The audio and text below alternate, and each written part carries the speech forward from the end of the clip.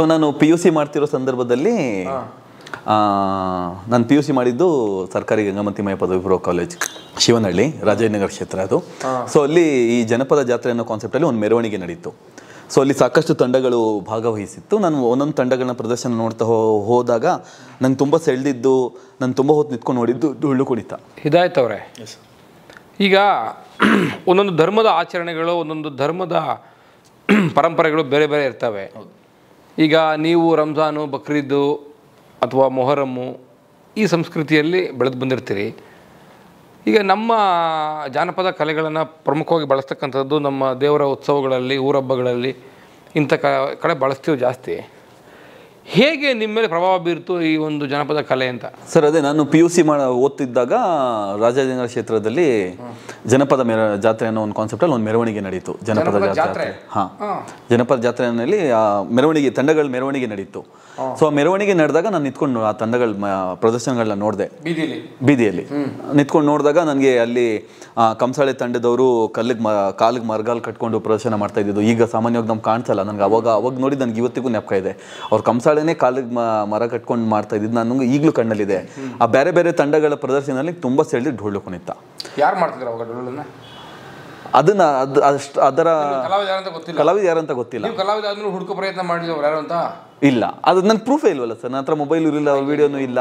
ನಿಮ್ಗೆ ತರಿಸ್ಕೊಡ್ತೀನಿ ಅದನ್ನ. ಸೊ ನಾನು ರಾಮ ಮಂದಿರ ಗ್ರೌಂಡ್ ನಡೀತಲ್ಲ ಜನಪದ ಜಾತ್ರೆ, ಆ ಉತ್ಸವ. ಹೌದು. ಸೊ ನೆಲನವರು ಇದ್ದಾಗ ಸೊ ನಾನು ಅಲ್ಲಿ ಕಲಾವಿದರ ಪ್ರದರ್ಶನ ನೋಡಿದೆ. ಅವ್ರ ಗತ್ತು ಗಾಂಭೀರ್ಯ, ಅವ್ರು ಕುಣಿತಾ ಇದ್ದಿದ್ದು, ಅವರ ಪ್ರದರ್ಶನ ನೋಡಿ ನೋಡಿ ನಾನು ಮಾರು ಹೋಗಿದ್ದೆ. ಅಲ್ಲಿ ನನಗೆ ತುಂಬ ಸೆಳೆದಿದ್ದು ಡೊಳ್ಳು ಕುಣಿತ. ಸೊ ಅದಾದ್ಮೇಲೆ ನಾನು ಡಿಗ್ರಿ ಮಾಡ್ತಿದ್ದಾಗ ನಮ್ಮ ಕಾಲೇಜಲ್ಲಿ ಈ ಥರ ಜನಪದ ಕಲೆಗಳನ್ನ ಕಲ್ತ್ಕೊಬೋದು ಅಂತಂದರೆ ಒಂದು ಕ್ಯಾಂಪ್ ನಡೀತಾ ಇದೆ, ಬರ್ಬೋದು ಅಂತ ಹೇಳ್ಬಿಟ್ಟು ಅದು ಆರ್ಗನೈಸ್ ಮಾಡಿರೋ ಇವರು ಲೆಟರ್ ಕಳಿಸಿದ್ರು ಕಾಲೇಜ್ಗೆ. ಸೊ ನಮ್ಮ ಕಾಲೇಜಲ್ಲಿ ಸಾಮಾನ್ಯವಾಗಿ ಫ್ರೆಂಡ್ಸ್ ಎಲ್ಲ ಮಾತಾಡ್ಕೊಂಡ್ವಿ, ಒಂದು 5 ಜನ ಹೋಗೋಣ ಅಂತ. ಕೊನೆಗೆ ಅವರೆಲ್ಲ ಕೈ ಕೊಟ್ಟು ನಾನು ಒಬ್ಬನೇ ಉಳ್ಕೊಂಡಿದ್ದು. ಸೊ ಅದು ಆರ್ಗನೈಸ್ ಮಾಡಿದ್ದು ಯುವಜನ ಮತ್ತು ಸೇವಾ ಕ್ರೀಡಾಲಯಕ್ಕೆ ಮತ್ತು ಮಾತೃಭೂಮಿ ಯುವಕರ ಸಂಘ ಅಂತ ಹೇಳಿ. ಸೊ ಅವರಲ್ಲಿ ಕುಂಬಳಗೂಡಲ್ಲಿ ಕ್ಯಾಂಪ್ ಆರ್ಗನೈಸ್ ಮಾಡಿದ್ದು, ತರಬೇತಿ ಶಿಬಿರ, ಜನಪದ ಕಲೆಗಳ ತರಬೇತಿ ಶಿಬಿರ. ಸೊ ನಾನು ಫಸ್ಟ್ ಹೋಗಿ ಸಾಮಾನ್ಯವಾಗಿ ಆ ಶಿಬಿರ ಹೇಗಿರುತ್ತೆ ಅಂತ ನೋಡಿ ಫಸ್ಟ್ ಹೋಗಿ ನೋಡ್ಕೊಂಬಂದೆ. ಸಾಮಾನ್ಯವಾಗಿ ನಮ್ಮ ಊಹೆಗಿಂತ ಅಲ್ಲಿ ಬೇರೆನೇ ಇತ್ತು. ಈಗ ಊಹೆಗಳಲ್ಲಿ ಹೆಂಗಿರುತ್ತೆ ಅಂದರೆ ಟೆಂಟು, ಕ್ಯಾಂಪ್ ಅಂದ್ರೆ ಟೆಂಟು, ಶಿಬಿರ ಅಂದರೆ ಟೆಂಟು, ಅಲ್ಲಿ ವ್ಯವಸ್ಥೆಗಳಿರಲ್ಲ, ಸೋಷಲೈಸ್ ವ್ಯವಸ್ಥೆಗಳಿರಲ್ಲ, ಹಾಸಿಗೆ ವ್ಯವಸ್ಥೆ ಇರಲ್ಲ ಅಂತ ಅಂದಾಗ ಅಲ್ಲಿಗೆ ಹೋಗಿ ನೋಡಿದಾಗ ಕಂಪ್ಲೀಟ್ಲಿ ಇಂಡಿವಿಜುವಲ್ ಬೆಡ್ ವ್ಯವಸ್ಥೆ ಇದೆ, ನಿಮಗೆ ಸೋಷಲೈಸ್ ವ್ಯವಸ್ಥೆ ಇದೆ. ಸೊ ಇದನ್ನೆಲ್ಲ ನೋಡಿ ನಾನು ಅವರು ಡಿವೈಡ್ ಮಾಡೋಕ್ಕಿಂತ ಮುಂಚೆ ನಾನೇ ಢೊಲ್ ಎತ್ಕೊಂಡು ಹೋದೆ. ಸೊ ಅಲ್ಲಿ ಢೊಲ್ ಕಳಿಸ್ತಾ ಇರೋ ಗುರುಗಳು ಅವರು ದುರ್ಗಪ್ಪ ಅಂತ ಹೇಳಿ, ಶಿವಮೊಗ್ಗದವರು, ಮೂಲದ ಸೊರಬ ತಾಲೂಕಿನವರು. ಅವರು ತುಂಬ ಆತ್ಮೀಯವಾಗಿ ನನ್ನನ್ನು ಬಾರಪ್ಪ ನೀನೊಂದು ಕುರಿ ಬಂದೆ ಬಾ ಅಂತ ಹೇಳ್ಬಿಟ್ಟು ವೆಲ್ಕಮ್ ಮಾಡ್ಕೊಂಡ್ರು, ಸ್ವಾಗತ ಮಾಡ್ಕೊಂಡ್ರು ಆ ತಂಡಕ್ಕೆ. ಸೊ ನಾನು ಹೋಗಿ ಕಲ್ತ್ಕೊಂಡೆ. ನಾನು ಅಲ್ಲಿ ಬಟ್ಟೆಗಳು ತೊಗೊಂಡು ಹೋಗಿದ್ದ ಕಾರಣಕ್ಕೆ ನಾನು ಮತ್ತೆ ಮನೆಗೆ ವಾಪಸ್ ಬಂದು ನನಗೆ ಅವಾಗಲೇ ಅನಿಸಿತ್ತು, ನಾನು ಡೊಳ್ಳು ಕುಣಿತ ಕಲಿಯಕ್ಕೆ ಹೋಗ್ತಾ ಇದ್ದೀನಿ ಅಂದರೆ ನನ್ನ ತಂದೆ ತಾಯಿಗಳಿಗೆ ಖಂಡಿತ ನನಗೆ ಈ ಮಾತಿಗೆ ಕೊಡ್ತಾ ಇರಲಿಲ್ಲ. ಬಹುಶಃ ನಾನು ನಮ್ಮ ತಂದೆ ಹತ್ರ ಒಂದು ಕಪಾಳಕ್ಕೆ ಒಂದು ಎಟ್ಟು ತಿಂತಾ ಇದ್ದೆ ಅನ್ನೋದು ನನಗೆ ಅದು ಇತ್ತು.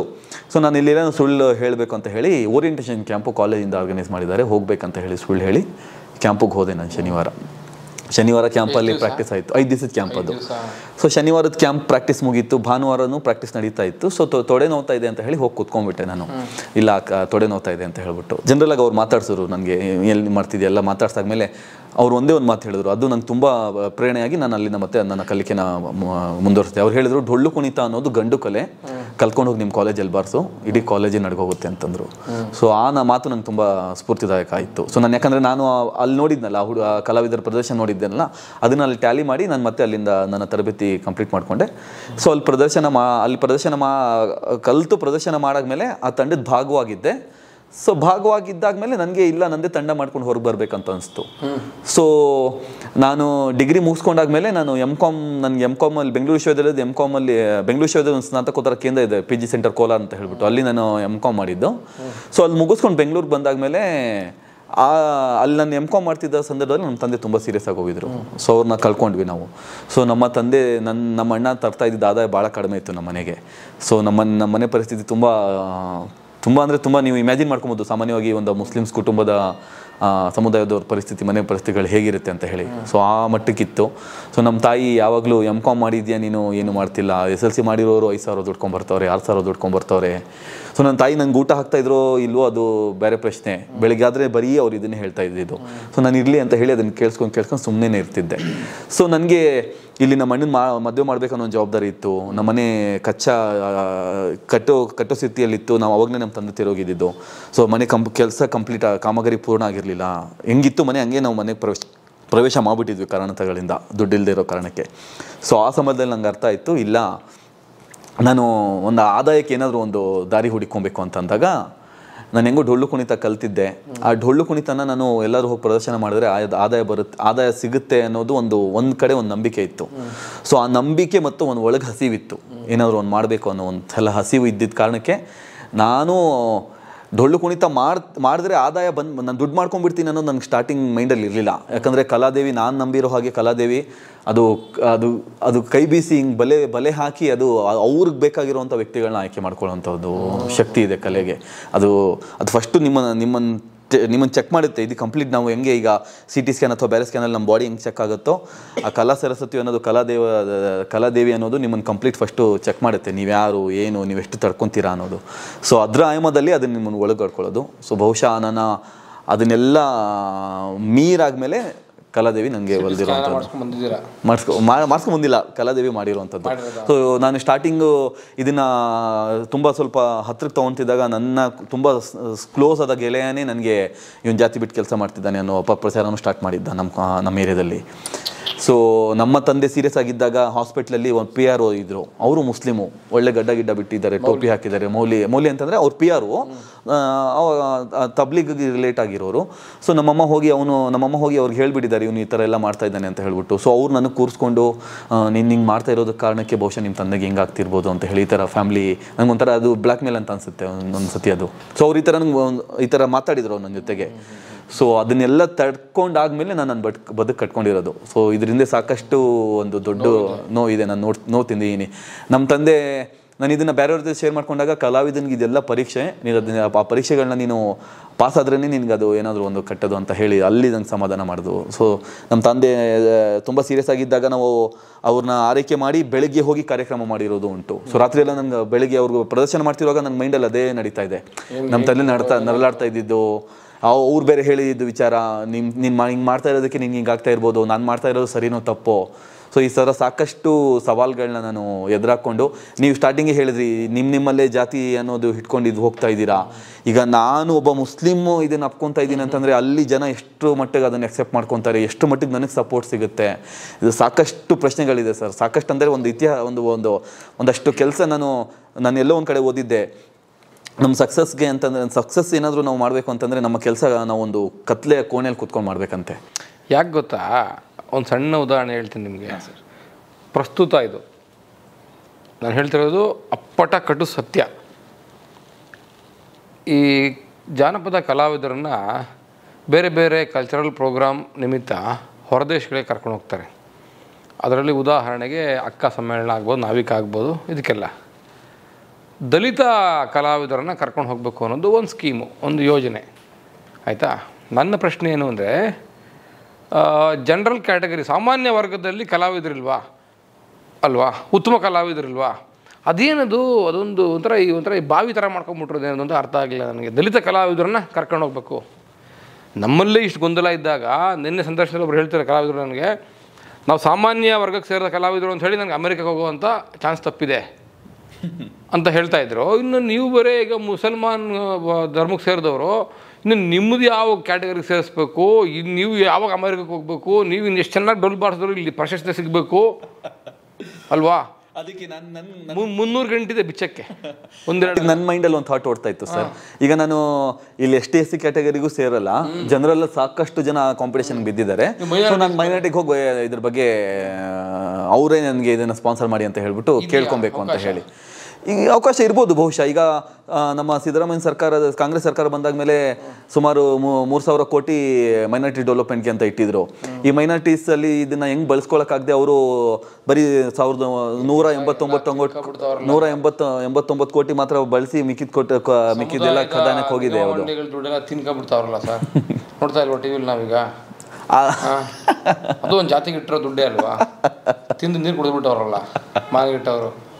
ಸೊ ಹೀಗಾಗಿ ನಾನು ಹೇಳ್ತಿರೋದು, ನಮ್ಮ ಹಿಂದೂ ಧರ್ಮದಲ್ಲಿ ನಮ್ಮಲ್ಲಿ ನೋಡಿ, ನಾವು SC/ST, ಜನರಲ್ಲು, ಮೇಲುವರ್ಗ, ಕೆಳವರ್ಗ, ಅದು ಇದು ಅಂತ ಇಲ್ಲೇ ಇಷ್ಟು 330 ಗಂಟಿದೆ.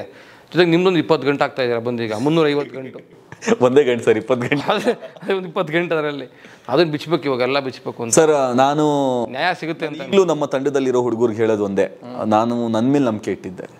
ಸೊ ನನಗೆ ಸರ್ಕಾರದ ಅನುದಾನದ ಬಗ್ಗೆ, ಯಾವುದು ಪ್ರೋಗ್ರಾಮ್ಗಳ ಬಗ್ಗೆ, ಅಮೇರಿಕಾಗೆ ಹೋಗೋದ್ರ ಬಗ್ಗೆ, ನಾನು ಅಮೇರಿಕಾದ ಬೇರೆ ಕಥೆನೇ ಬಿಡಿ, ನನಗೆ ಆ್ಯಕ್ಚುಲಿ 2014 ಜರ್ಮನಿಗೆ ಆಫರ್ ಇತ್ತು. ಸೊ ನನ್ನ ಕೈಲಿ ಹೋಗಿ ಪಾಸ್ಪೋರ್ಟ್ ಇರಲಿಲ್ಲ. ಸೊ ಅವ್ರು ಆ ಗಳಿಗೆ ನನಗೆ ಕಣ್ಣೀರು ಬಂದಿದ್ದೆ ಹೊರತು ಬೇರೆ ಏನೋ ನನ್ನ ಹತ್ರ ಆಪ್ಷನ್ ಇರಲಿಲ್ಲ. ಸೊ ನಾವು ಕೆಲಸ ಮಾಡ್ತೀವಿ ಅಂತಂದರೆ ನಾವು ಅಮೇರಿಕ ಅಲ್ಲ ಸರ್, ಇಡೀ ದೇಶ ಸುತ್ತಾಡ್ಬಿಡ್ಬೋದು. ಸರ್ಕಾರ ಅಕ್ಕ ಸಮ್ಮೇಳನ ಅಂತ ಅನ್ನೋದೇನೂ ಇಲ್ಲ. ಈಗ ನಾನೇ ಎಷ್ಟು ಕಾರ್ಯಕ್ರಮಗಳು ಮಾಡಿದ್ದೀನಿ ಅನ್ನೋದು ನನ್ನ ಪಟ್ಟಿನೇ ನಿಮ್ಮ ಬಹುಶಃ ನಾನು ನಿಮ್ಗೆ ತಲುಪಿದ್ದೀನಿ. ಆ ಪಟ್ಟಿ ನೋಡ್ತಾ ಹೋದ್ರೇ ಅದು ನೀವು ಏನು ಕೆಲಸ ಮಾಡ್ತೀರಾ ಅದ್ರ ಮೇಲೆ ಡಿಪೆಂಡ್ ಆಗಿರುತ್ತೆ. ಸೊ ನಮ್ಮ ತಂಡದಲ್ಲಿರೋ ಹುಡುಗರಿಗೆಲ್ಲ ಹೇಳೋದೊಂದೇ, ನಿಮ್ಮ ಮೇಲೆ ನಂಬಿಕೆ ಇರಲಿ ಮೊದಲು. ಸೊ ನನ್ನ ಮೇಲೆ ನಂಬಿಕೆ ಇಟ್ಕೊಂಡು ನನಗೆ ಸ್ವಂತ ತಂಡ ಇದೆ. ಹೌದು, ನನ್ನ ಸ್ವಂತ ತಂಡ ಇದೆ. ರಂಗಚಾರಕ ಫೌಂಡೇಶನ್ ಟ್ರಸ್ಟ್ ಅಂತ ಹೇಳಿ. ರಂಗಚಾರಕ ಪರಿಚಾರಕ ರಂಗಚಾರಕ ಸೇವಕ ಅಂತ ಹೇಳಿ. ಅದೇ ವೆರಿ ನೈಸ್. ನನಗದೇ ನಿಮ್ಮ ಬಗ್ಗೆ ಒಂದು ದುಃಖ. ನಮ್ಮ ಗಂಟುಗಳನ್ನೆಲ್ಲ ಬಿಚ್ಚೋದು ಯಾವಾಗ ವ್ಯವಸ್ಥೆ ಅದಾದ್ಮೇಲೆ ನೀವು ಬೇರೆ ಬಂದಿದ್ದೀರಿ. ಈಗ ನಿಮ್ಮನ್ನು ಬೇರೆ ಸ್ವಾಗತ ಮಾಡ್ತಾ ಇದೀವಿ ನಾವು. ಇನ್ನು ನಿಮ್ಮ ಗಂಟು ಯಾವಾಗ ಬಿಚ್ತಾರೆ ಇವರು? ನನಗೆ ಆ ಗಂಟಿನ ಬಗ್ಗೆ ಏನು ಲೈಕ್ ಇಲ್ಲ ಸರ್. ಅದ್ರ ಬಗ್ಗೆ ನಮ್ಮವರ ವ್ಯವಸ್ಥೆಯಿಂದ ಮುಂದಿನ ದಿನಗಳಲ್ಲಿ ನಿಮ್ಗೆ ಏನೆಲ್ಲ ಆಗ್ಬೋದಾದ ಎಲ್ಲ ನೋವು, ಸಂಕಟ, ಅವಮಾನಗಳಿಗೆ ಇಲ್ಲೇ ನಾನು ನಿಮ್ಗೆ ಕ್ಷಮೆ ಕೇಳ್ಬಿಡ್ತೀನಿ. ದಯವಿಟ್ಟು ಹೊಟ್ಟೆ ಹಾಕ್ಬಿಡಿ. ಇಲ್ಲ, ನನಗೆ ಅಭ್ಯಾಸ ಆಗೋಗಿದೆಯಾ? ಹಂಗಿದ್ರೆ ಸರಿ ನೀವು ಹಂಗಾರೆ ಸರಿ ಅಭ್ಯಾಸ ಆಗೋಗಿದೆ. ಸೊ ಈ ಮಧ್ಯದಲ್ಲಿ ನನಗೆ ಎಲ್ಲೋ ಒಂದು ಕಡೆ ಈಗ ನಾನು 2019 ನಾನು MA ಇನ್ ಡ್ರಾಮಾ ಮಾಡ್ತಿದ್ದಾಗ ನಾನೊಂದು ಕಾರ್ಯಕ್ರಮ ಮಾಡಿದ್ದೆ ಬಸವಣ್ಣ ಜಯಂತಿಗೆ. ಅಲ್ಲಿ ನನಗೊಂದು ಒಬ್ಬರು ಕನ್ನಡ ಸರ್ಕಾರಿ ಕಲಾ ಕಾಲೇಜಿನ ಲೆಕ್ಚರರ್ ರುದ್ರೇಶದಂಗಿ ಅಂತ ಹೇಳಿ ಪರಿಚಯ ಆಗಿ ಅವ್ರ ಕಾಲೇಜಿಗೆ ಕರ್ಸ್ಕೊಂಡ್ರು, ನಮ್ಮ ಮಕ್ಕಳಿಗೆ ತರಬೇತಿ ಕೊಡ್ಬೇಕು ಬನ್ನಿ ಸರ್ ಅಂತ ಹೇಳಿ. ಸೊ ಅಲ್ಲಿ ತರಬೇತಿ ಎಲ್ಲ ಕಾರ್ಯಕ್ರಮ ಮಾಡಾದ್ಮೇಲೆ ಅವ್ರಿಗೆ ನಮ್ಮ ಮಾವ ಪರಿಚಯ ಇದ್ರು. ನಂಗೆ ಈಗಾಗಿರೋ ಹೆಣ್ಣು ಕೊಟ್ಟಿರೋ ಮಾವ ಅವ್ರಿಗೆ ಪರಿಚಯ ಇದ್ರು, ಸಮೀವುಲ್ಲಾ ಖಾನ್ ಅಂತ ಹೇಳಿ. ಸೊ ಅವ್ರಿಗೆ ನನಗೆ ಪರಿಚಯ ಮಾಡಿಸ್ಕೊಟ್ರು ಅವರು, ಕನ್ನಡ ಸಮೀವುಲ್ಲಾ ಖಾನ್ ಅಂತ ಹೇಳಿ. ಸೊ ಅವರು ನನ್ನ ನಂಬರ್ ತಗೊಂಡ್ರು. ಸೊ ಅವರು ಕನ್ನಡದ ಅಭಿಮಾನಿ. ಅವರ ಅಣ್ಣ ರಹಮಾನ್ ಖಾನ್ ಅಂತ ಇದ್ದಾರೆ. ಸೊ ಅವ್ರ ಬಗ್ಗೆ ನಾಗರಾಜ್ ಮೂರ್ತಿ ಅವ್ರು ಯಾವಾಗಲೂ ನಂಗೆ ಯಾವತ್ತು ಸಿಕ್ಕಿದ್ರು ನಾನು ನಿಮ್ಮ ಮಾವವ್ರ ಅಣ್ಣ ಒಂದು ಪ್ರೊಟೆಸ್ಟ್ ಮಾಡಿದ್ವಿ ಕಣೋ ಅಂತ ಅದ್ರ ಬಗ್ಗೆ ಯಾವಾಗಲೂ ನಂಗೆ ಹೇಳ್ತಾ ಇರ್ತಾರೆ. ಅವರು ಗುಂಡೂರಾವ್ ಅವರು ಮುಖ್ಯಮಂತ್ರಿ ಆಗಿದ್ದ ಕಾಲದಲ್ಲಿ ನಾಗರಾಜ್ ಮೂರ್ತಿ ಮತ್ತು ನಮ್ಮ ಮಾವವ್ರ ಅಣ್ಣ ರಹಮಾನ್ ಖಾನ್ ಅವರು ಕಪ್ಪು ಬಟ್ಟೆ ಕಟ್ಕೊಂಡು ಧಿಕ್ಕಾರ ಅಂತ ಕೂಗಿ ಜೈಲಿಗೆ ಹೋಗಿರೋಂಥ ನಿರ್ದೇಶನಗಳೆಲ್ಲ ಇದೆ ಮುಖ್ಯಮಂತ್ರಿ ಅವ್ರ ಮುಂದೆ. ಸೊ ಇಂಥ ಬ್ಯಾಕ್ಗ್ರೌಂಡಿಂದ ನಮ್ಮ ಮಾವ ಬಂದಿರೋರು. ಸೊ ಅವರು ಕನ್ನಡದ ಅಭಿಮಾನಿ, ಜೊತೆಗೆ ಇಬ್ಬರು ಹೆಣ್ಣು ಮಕ್ಕಳನ್ನ ಅವರು ಕನ್ನಡ ಮಾಧ್ಯಮದಲ್ಲೇ ಓದಿಸಿರೋರು. ನಮ್ಮ ಅತ್ತೆ ಮಾವ ಮತ್ತು ಇಬ್ಬರು ಸೆಂಟ್ರಲ್ ಗೌರ್ಮೆಂಟ್ ಎಂಪ್ಲಾಯೀಸು. ಆದರೂ ಕೂಡ ಅವರು ಮಕ್ಕಳನ್ನ ಕನ್ನಡ ಮಾಧ್ಯಮದಲ್ಲೇ ಓದಿಸ್ಬೇಕಂತ ಅವ್ರ ಅಭಿಮಾನದ ಮೇಲೆ. ಸೊ ಅವರು ಇದೇ ಹುಡುಕಾಟದಲ್ಲಿದ್ದರು, ಯಾರಾದ್ರು ಕನ್ನಡಕ್ಕೆ ಒಲುವಾಗಿರೋನು ನಂಟಿರೋನು ಯಾರೊಬ್ಬ ಸಿಕ್ಕರೆ ಸರಿ ಹೋಗುತ್ತೆ ನಮಗೆ ಅಂತ ಹೇಳಿ. ಸೊ ನನ್ನ ಮಡದಿ ಕೂಡ ಅವರು MA ಇನ್ ಕನ್ನಡ ಮುಗಿಸಿ ಕವಯಿತ್ರಿ ಅವರು, ಹಜೀರಾ ಖಾನಮ್ ಅಂತ ಹೇಳಿ, ಕನ್ನಡದ ಒಂದು ಒಳ್ಳೆ ಬರಹಗಾರ್ತಿ. ನನ್ನ ಮೇಲೆ ಅವರು ಒಂದು ಪದ್ಯನೇ ಬರ್ತಿದ್ದಾರೆ. ನಮ್ಗಾಗಿರುವಂಥ ಒಂದು ಮಗಳ ಮೇಲೆ ಒಂದು ಪದ್ಯ ಬರ್ತಿದ್ದಾರೆ. ಸೊ ಅವರು ಒಂದಷ್ಟು ಸಾಕಷ್ಟು ಪದ್ಯಗಳನ್ನ ಬರೆದಿದ್ದಾರೆ. ಸೊ ಅಲ್ಲಿ ನನ್ನ ಮದುವೆಗೆ ನನಗೆ ತಿರುವು ಸಿಕ್ತು. ಸೊ ನಾನು ಎಲ್ಲೋ ಒಂದು ಕಡೆ ಯೋಚನೆ ಮಾಡ್ತಿದ್ದಾಗ ಇದನ್ನು ನಾವು ಸೋಷಿಯಲ್ ಎಕ್ಸ್ಪೆರಿಮೆಂಟ್ ಮಾಡಬೇಕು. ಇನ್ ಜನರಲ್ ಆಗಿ ಒಬ್ಬ ಮುಸ್ಲಿಮು ಇದನ್ನೆಲ್ಲ ಮಾಡ್ತಾನೆ, ಅವ್ನು ಹಣೆಗೆ ಪಟ್ಟಿ ಹಾಕ್ಕೊತಾನೆ, ಢೋಲ್ ಹೊಡಿತಾನೆ, ಟಮಟೆ ಹೊಡಿತಾನೆ, ಜನಪದ ಹಾಡುಗಳನ್ನ ಹಾಡ್ತಾನೆ, ಜನಪದ ಕುಣಿತಗಳನ್ನೇ ಅವನು ಇದರಿಂದನೇ ಅವ್ನು ಜೀವನಾಂಶ ಅಂತ ಕಂಡು ಹಿಡ್ಕೊಂಡ್ಬಿಟ್ಟಿದ್ದಾನೆ. ಇಂಥವ್ನಿಗೆ ಯಾರು ಮುಸ್ಲಿಮ್ಸ್ ತಂದೆ ತಾಯಿಗಳು ಹೆಣ್ಣು ಕೊಡೋಕ್ಕೆ ಮುಂದೆ ಬರ್ತಾರಾ ಅನ್ನೋದು ಒಂದು ದೊಡ್ಡ ಪ್ರಶ್ನೆ. ಇದು ನನ್ನ ಬಾಳಿಗೆ ಬಂದ ಭಾಗ್ಯ. ಸೊ ನಾನು ತುಂಬ ಯೋಚನೆ ಮಾಡೋದು, ಇಂಥ ಒಬ್ಬ ವ್ಯಕ್ತಿ ಹುಟ್ಕೊಂಡ್ರು ಅಂಥವ್ನಿಗೆ ಅವನ ಮದುವೆ ಅಂತಂದಾಗ ಈ ರೀತಿ ಹೆಣ್ಣು ಬೇಕು, ಈ ರೀತಿ ಹೆಣ್ಣು ಕೊಡೋರು ಬೇಕು ಅಂತ ನೀವು ಹುಡುಕ್ತಿದ್ರಿ? ನಾನು ಹುಡುಕಿರ್ಲಿಲ್ಲ. ನನ್ನ ಮದುವೆ ಅನ್ನೋ ಕಾನ್ಸೆಪ್ಟ್ ಬಗ್ಗೆ ಹುಡುಕೇ ಇರಲಿಲ್ಲ. ಓಕೆ, ನಿಮ್ಮ ಅತ್ತೆ ಮಾವನೇ ಇಂಥ ಒಬ್ಬ ಹುಡುಗ ಬೇಕು ಅಂತ ಹುಡುಕಿಸಿದ್ದು? ಅವರು ಆ ಹುಡುಕಾಟದಲ್ಲಿದ್ರು. ನನ್ನ ಪರಿಚಯ ಆದ್ಮೇಲೆ ಅದು ಮುಂದೆ ಕಂಟಿನ್ಯೂ ಆಯಿತು. ಹೌದು, ನೀವು ಒಳ್ಳೆ ಮಾತಾಡಿದ್ರಿ. ಈಗ ನೀವು ಒಬ್ಬ ಮುಸ್ಲಿಮ್ ಆಗಿ ಡೊಳ್ಳು ಕುಣಿತ ಮಾಡಬೇಕಾದ್ರೆ ವಿಭೂತಿ ಹಾಕೋಬೇಕು, ಮೈಗೆಲ್ಲ ಪಟ್ಟೆ ಹಾಕೋಬೇಕು ಅಲ್ವಾ, ಎದೆ ಪಟ್ಟಿ ಕಟ್ಕೋಬೇಕು, ಕಾಲಿಗೆಲ್ಲ ದಾರ ಕಟ್ಕೋಬೇಕು, ಏನೇನೋ ಇದೆಯಲ್ಲ ಅದರಲ್ಲಿ. ಹೇಗಿದೆಯಲ್ಲ ಅಂತ ಸರ್ ಅಲ್ಲಿ ಈಗ ನಾನು ಇವತ್ತು ಬೆಳಿಗ್ಗೆ ನಾನು ಬೆಳಗಿಂದ ಆಗ ಅನುಭವದ ಬಗ್ಗೆ ನಿಮಗೊಂದು ಸಿಂಪಲ್ ಆಗಿ ಹೇಳ್ತೀನಿ. ಅಲ್ಲಿ ನಮ್ಮ ಮನೆ ಹತ್ರ ಕಸ ಕಳಕ್ ಮಾಡ್ಕೊಳ್ಳೋಕ್ಕೆ ಗಾಡಿಯಲ್ಲಿ ಒಬ್ರು ಬರ್ತಾರೆ. ಅವರು ನಾನು ಪ್ರತಿದಿನ ಅವ್ರಿಗೆ ನೋಡ್ತೀನಿ. ಅವರು ಪಾಪ ಅವ್ರು ಬಹುಶಃ ಜನ ಬೇರೆ ದೃಷ್ಟಿಯಿಂದ ನೋಡ್ತಾರೆ ಅನ್ನೋ ಕಾರಣಕ್ಕೆ ಅವ್ರು ನನ್ನನ್ನು ಕಣ್ಣಲ್ಲಿ ಕಣ್ಣಿಟ್ಟು ನೋಡ್ತಾ ಇಲ್ಲ. ನಾನು ಅವ್ರಿಗೆ ಪ್ರತಿದಿನ ಟ್ರೈ ಮಾಡ್ತಾನೆ ಇದ್ದೀನಿ, ಅವ್ರಿಗೆ ನೋಡಿ ಒಂದು ಸ್ಮೈಲ್ ಕೊಡೋಣ, ಅವ್ರಿಗೆ ನೋಡಿ ಸ್ಮೈಲ್ ಕೊಡೋಣ, ಅವ್ರು ನನಗೆ ನೋಡಿದ್ರೆ ಅವ್ರು ನನಗೆ ಸ್ಮೈಲ್ ಕೊಡೋಣ ಅಂತ ಹೇಳಿ ಅವ್ರು ಇವತ್ತು ಕೊನೆಗೆ ನನಗೆ ನೋಡಿ ಸ್ಮೈಲ್ ಕೊಟ್ಟೇ ಬಿಟ್ರು. ಸೊ ಅವ್ರಿಗೆ ಆ ಸ್ಮೈಲ್ ಕೊಟ್ಟಿದ್ದೇನಂತಂದ್ರೆ ಬಹುಶಃ ಅವ್ರಿಗೆ ಅರಿವಾಗಿದೆ ಇವ್ರು ನನಗೆ ಗೌರವ ಕೊಡ್ತಿದ್ದಾರೆ ಅನ್ನೋದು ಅವ್ರಿಗೆ ಡೈರೆಕ್ಟ್ ಆಗಿ ಅರಿವಾಗಿದೆ. ಸೊ ಇಲ್ಲಿ ನೀವು ಮಾಡ್ತಿರೋ ವೃತ್ತಿ ಮೇಲೆ ನಿಮ್ಗೆ ಗೌರವ ಇರಬೇಕು, ಅದು ಬೇರೆನೇ ಆಗಿರಲಿ. ಈಗ ನಮ್ಮ ಮಾವ ಅವ್ರಿಗೆ ಈ ಕನ್ನಡದ ಬಗ್ಗೆ ಒಲವು ಏನಕ್ಕೆ ಹೆಚ್ಚಿದೆ ಅಂತಂದರೆ ಕುವೆಂಪು ಅವರ ಆದರ್ಶಗಳು ಅಲ್ಲಿ ತುಂಬ ಅವ್ರಿಗೆ ಇನ್ಸ್ಪೈರ್ ಆಗಿರೋದು. ಸೊ ನಾನು ಸಾಹಿತ್ಯಕ್ಕೆ ಒತ್ತು ಕೊಟ್ಟಿದ್ದು ಯಾವಾಗ ಅಂತಂದರೆ ನನ್ನ ಬಾಳಲ್ಲಿ ನನ್ನ ಮಿಸಸ್ಸು ಅವರು MA ಕನ್ನಡ ಸಾಹಿತ್ಯ. ಸೊ ಅಲ್ಲಿ ನಾನು ಸಾಹಿತ್ಯಕ್ಕೆ ಒಲವು ಕೊಟ್ಟಾಗ ಕುವೆಂಪು ಅವ್ರು ಹೇಳಿರೋ ಮಾತುಗಳು ನಂಗೆ ತುಂಬ ನನಗೂ ಇನ್ಸ್ಪೈರ್ ಆಯಿತು. ಮಂದಿರ ಗುಡಿ ಗೋಪುರಗಳನ್ನ ಬಿಟ್ಟು ಹೊರಗೆ ಬನ್ನಿ ಅಂತ, ಇರೋದು ಒಂದೇ ವಿಶ್ವಮಾನವ ಅನ್ನೋದು. ಸೊ ನಾನು ಅರ್ಥಕೊಂಡಿರೋದು ಇರೋದು ಜಾತಿ ಒಂದೇ, ಮಾನವ ಜಾತಿ. ಸೊ ಆ ನಿಟ್ಟಿನಲ್ಲಿ ಮುಂದಕ್ಕೆ ಹೋಗೋಣ, ಇದು ನನ್ನ ಹೊಟ್ಟೆ ತುಂಬ್ತಿದೆ ಅಂದಾದ್ಮೇಲೆ ನನಗೆ ಇದು ಯಾವುದಾದ್ರೆ ಏನು, ನನಗೆ ಹಣೆಗೆ ವಿಭೂತಿ ಹಚ್ಕೊಳ್ಳೋಕ್ಕೆ, ಕಾಲಿಗೆ ದಾರ ಕಟ್ಕೊಳ್ಳೋಕ್ಕೆ, ಆ ಡೊಳ್ಳಿ ಕೈ ಮುಗಿಯೋಕ್ಕೆ ನಾನು ಯಾಕೆ ಹಿಂದೆ. ಹೌದು, ಅವಾಗ ನನಗೊಂದು ನೋಡಿ ತಲೆ ಹುಳ ಬಂತು. ಈಗ ಏನಂದರೆ ಈಗ ನಮ್ಮ ಕಲಾವಿದರುಗಳಿಂದ, ಅಂದರೆ ನಮ್ಮ ಹಿಂದೂ ಧರ್ಮದ ಕಲಾವಿದರುಗಳಿಂದ ನಿಮ್ಗೇನು ಕಿರುಕುಳ ಇಲ್ವೋ? ಆಲ್ಮೋಸ್ಟ್ ಇಲ್ಲ ಸರ್. ಆಲ್ಮೋಸ್ಟ್ ಇಲ್ವೋ? ನಾನು ಅದ್ರ ಬಗ್ಗೆ ರಿಸರ್ಚ್ ಮಾಡೋಕ್ಕೆ ಹೋಗಿಲ್ಲ, ನಾನು ಅದ್ರ ಬಗ್ಗೆ ಥಿಂಕ್ ಮಾಡೋಕ್ಕೆ ಹೋಗಿಲ್ಲ. ಹೌದಾ? ತುಂಬ ಈಗ ಕಲೆ ಅನ್ನೋದು ಜನಪದ ಕಲೆಗಳು ಈಗ ತುಂಬ ಪೈಪೋಟಿಗೆ ನಿಂತ್ಕೊಳ್ತಾ ಇದೆ ಈಗ ಬಂದು. ಹೌದು, ಯಾಕಂದರೆ ಈಗ ಕಲಾವಿದರಲ್ಲಿ ಸರ್ ಅವ್ರಿಗೆ ಅದು 540 ಆಗಿ ನಿಂತ್ಕೊಂತಿರ್ಬೋದು. ನಾನು ನಿಮ್ಗಾಗಲೇ ಒಂದು ವಿಷಯ ಹೇಳ್ತಾ ಇದು ಮಾಡ್ಬಿಟ್ಟೆ. ಈ ಡೊಳ್ಳಿಗೆ ಚರ್ಮ ಕಟ್ಕೊಳ್ಳೋದೊಂದು ಇದಿದೆ, ಪ್ರೋಸೆಸ್ ಇದೆ. ಅದನ್ನು ನಾನು ಯಾರ ಹತ್ರ ಹೋಗಿ ಕಲ್ತಿಲ್ಲ. ಮತ್ತೆ ಅದು ನನಗೆ ಏಕಲವ್ಯನ ವಿದ್ಯೆ ಥರ ಒದಗಿ ಬಂದಿರುವಂಥದ್ದು. ಹೌದಾ? ಅದು ನಾನು ನನ್ನ ಒಬ್ಬ ಕ್ಲೋಸ್ ಫ್ರೆಂಡ್ ಅರುಣ್ಮಯ್ಯ ಅಂತ ಹೇಳ್ಬಿಟ್ಟು ಶುದ್ಧ ಬ್ರಾಹ್ಮಿಣ್ಸು, ಅವರು ನನಗೆ ಜಾಗ ಕೊಟ್ಟಿದ್ರು. ಅವ್ರ ಮನೆಯಲ್ಲಿ ಒಂದು ರೂಮ್ ಇತ್ತು, ಅಲ್ಲಿ ರೂಮಲ್ಲಿ ಜಾಗ ಕೊಟ್ಟಿದ್ರು. ನಾನು ಸುಮ್ಮನೆ ಡೊಳ್ಳು ತೊಗೊಂಡೋಗಿ ಇಟ್ಕೊತಾ ಇದ್ದಿದ್ದಲ್ಲ, ಅಷ್ಟಕ್ಕೆ ಸೀಮಿತ ಮಾಡಿಕೊಟ್ಟಿದ್ದು ಅವ್ರು ನನಗೆ. ನಾನು ಹೋಗ್ತಾ ಅಲ್ಲಿ ರಿಪೇರಿಗೆ ಬಂದಾಗ ನಾನು ಅಲ್ಲೇ ಸ್ಟಾರ್ಟ್ ಮಾಡಿಬಿಟ್ಟೆ ಕೆಲಸ. ಅವ್ರು ನನಗೆ ಅಲ್ಲಿ ಸಪೋರ್ಟಿವ್ ಆಗಿ ನಿಂತಿದ್ರು ಸರ್. ಕಲೆ ಮೇಲೆ ಇದ್ದಿದ್ದು ಒಂದು ನಂಬಿಕೆ ಇದೆಯಲ್ಲ, ಒಂದು ನಂಬಿಕೆ ಇತ್ತಲ್ಲ, ಕಲೆ ಕೈ ಬಿಡಲ್ಲ, ಯಾವತ್ತೂ ನಂಬಿರೋ ಕಲೆ ಕೈ ಬಿಡಲ್ಲ ಅನ್ನೋ ಮಾತು ನಮ್ಮಲ್ಲಿದೆ. ಸೊ ಅಲ್ಲಿ ನಾನು ಆ ಕತ್ಲೆ ಕೋಣೆಯಲ್ಲಿ ಡೋರ್ ಹಾಕ್ಕೊಂಡು ನಾನು ಚರ್ಮ ಕಟ್ಕೊಳ್ತಿದ್ದು ಡೊಳ್ಳಿಗೆ. ಸೊ ನಾನು ನಮ್ಮ ಗುರುಗಳು ಕೇಳ್ತಿದ್ದಾಗ ಅವರು ನನ್ನ ಎಲ್ಲ ಪರೀಕ್ಷೆಗಳು ಒಳಪಡಿಸಿದ್ರು. ಇಲ್ಲ, ಬೈಲಿಲ್ಲ. ಚರ್ಮ ತಗೊಂಡ್ಬಂದ್ಬಿಟ್ಟು ಆಟಾಡ್ತಾ ಇದೆಯಾ ಅಂತ ಬೈಲಿಲ್ಲ, ಅವ್ರು ಸಪೋರ್ಟ್ ಮಾಡಿದ್ರು. ಆಮೇಲೆ ಅವರು ಅಲ್ಲಿಂದ ಖಾಲಿ ಮಾಡ್ಕೊ ಅಂತ ರಿಕ್ವೆಸ್ಟ್ ಮಾಡಿದಾಗ ನಾನು ಅಲ್ಲಿ ಖಾಲಿ ಮಾಡಿಕೊಂಡೆ. ಸೊ ಒಂದು ಪ್ರೋಸೆಸ್ ಇದೆ ಅಲ್ಲಿ. ನಾನು ಅದಕ್ಕೆ ನನಗೆ ಈಗಲೂ ಸಾಕಷ್ಟು ನನಗೆ ಆ ಡೊಳ್ಳಿನ ಬಗ್ಗೆನೇ ನನ್ನ ವಾದ ಏನಂತಂದರೆ, ಈ ಅಕಾಡೆಮಿಗಳು ಬೇರೆ ದಿಕ್ಕಲ್ಲ, ಬೇರೆ ಆಯಾಮದಲ್ಲಿ ಕೆಲಸ ಮಾಡ್ತೇವೆ. ನೀವಾಗಲೇ ಸ್ಟಾರ್ಟಿಂಗ್ ನಿಮ್ಮ ಮಾತುಗಳಲ್ಲೂ ಹೇಳಿದ್ರಿ, ಜನಪದ ಕಲೆಗಳು ನಶಿಸಿ ಹೋಗ್ತಾ ಇದೆ ಅಂತ ಹೇಳಿ ತಾವು ಒಂದು ಮಾತು ಹೇಳಿದ್ರಿ. ಇಂಥ ಸಂದರ್ಭದಲ್ಲಿ ಇದೆಲ್ಲ ಹೇಗೆ ಅನ್ನೋದು ಅಂತ ಹೇಳಿ. ಸೊ ಆ ಜನಪದ ಕಲೆಗಳು ಏನಕ್ಕೆ ನಶಿಸಿ ಹೋಗ್ತಾ ಇದೆ ಅನ್ನೋದು ನನ್ನ ವೈಯಕ್ತಿಕ ಅನುಭವದ ಮೇಲೆ ನಾನು ಹೇಳಿದ್ದೇನೆಂತಂದರೆ, ನಾವು ಅದು ವಾದ್ಯಗಳು ಏನಿದೆ ಅಷ್ಟು ವಾದ್ಯಗಳು, ನಾವು ವಾದ್ಯಗಳ ಮೇಲೆ ನಾವು ರಿಸರ್ಚ್ ಮಾಡ್ತಾ ಇಲ್ಲ. ಆ ವಾದ್ಯ ಏನು, ಆ ವಾದ್ಯಕ್ಕೆ ಎಷ್ಟು ಗ್ಯಾಪ್ ಇರಬೇಕು, ಒಂದು ಕಣ್ಣಿಂದ ಇನ್ನೊಂದು ಕಣ್ಣಿಗೆ ಎಷ್ಟು ಗ್ಯಾಪ್ ಇರಬೇಕು, ಎಷ್ಟು ಗ್ಯಾಪ್ ಇದ್ರೆ ಟ್ಯೂನಿಂಗ್ ಹೆಂಗೆ ಬರುತ್ತೆ, ಎಷ್ಟು ಅದರ ಡಿಸ್ಟೆನ್ಸ್ ಎಷ್ಟಿರಬೇಕು, ಇದ್ರ ಬಗ್ಗೆ ಎಲ್ಲ ಕರ್ನಾಟಕದಲ್ಲಿರುವಂಥ ಟೆಕ್ನಿಕಾಲಿಟಿಗಳು ತಿಳ್ಕೊಂಡಿದ್ದೀರಾ? ನಾನು ನಿಮ್ಗೆ ಅದನ್ನೇ ಹೇಳ್ತಾ ಇರೋದು. ಅದು ನಾನು ಕಲ್ತ್ಕೊಂಡಿರೋ ಏಕಲವ್ಯ ವಿದ್ಯೆ. ಸೊ ನಾನು ಪ್ರತಿದಿನ ಅದರಿಂದ ಬೆರೆಯೋದ್ರಿಂದ ಡೊಳ್ಳಿಗೆ ಚರ್ಮ ಹಾಕಿದ್ರೆ ನನಗೆ ಇವತ್ತಿನವರೆಗೂ ಬೇರೆ ಯಾರೇ ಟ್ಯೂನಿಂಗ್ ಮಾಡಿಕೊಟ್ರು ನನ್ನ ಡೊಳ್ಳಿಗೆ ನನಗೆ ಸೆಟ್ ಆಗಲ್ಲ. ನಮ್ಮ ಹತ್ರ ಇರೋ ಡೊಳ್ಳುಗಳಿಗೆ ನಾನೇ ಟ್ಯೂನಿಂಗ್ ಮಾಡ್ಕೊಬೇಕು. ಆ ಟ್ಯೂನಿಂಗ್ ಕೂಡ ನಾವೇ ಮಾಡ್ಕೊಳ್ಳೋದು. ಒಂದು ಸಣ್ಣ ವಿರಾಮ ತಗೊಳ್ಳೋಣ. ಖಂಡಿತ. ವಾಪಸ್ ಬಂದು ಡೊಳ್ಳಿನ ತಾಂತ್ರಿಕತೆ ಬಗ್ಗೆ ಮಾತಾಡೋಣ. ಖಂಡಿತ ಸರ್. ನೈಸ್.